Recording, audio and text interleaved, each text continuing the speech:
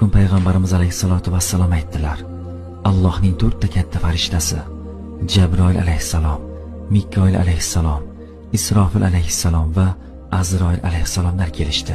Jabroil alayhissalom menga aytdiki: "Ya Rasululloh, ummatingizdan kim sizga kunda 10 marta salovat aytsa, erta qiyomat kunida uni qo'lidan tutib, Sirot ko'prigidan qushlar kabi uchirib o'tkazaman" dedi. Mikoil alayhissalom aytdiki: "Ey Nabiyulloh, men unga Kavsar hovuzidan chanqog'i qolgunicha ichiraman." Isrofil alayhissalom aytdiki: "Ey Nabiyulloh, u qulning kechirilishi uchun boshimni sajdaga qo'yaman. Alloh taoloni kechirmaguncha boshimni sajdadan ko'tarmayman" dedi. Azroil alayhissalom aytdilarki: "Sizga bir kunda 10 marta salovat aytganning ruhini payg'ambarlar kabi olaman." Buni eshitgan payg'ambarimiz alayhissalatu vassalom: "Bu qanday lutf yo Rabb, bu qanday ehson Allohim" dedilar.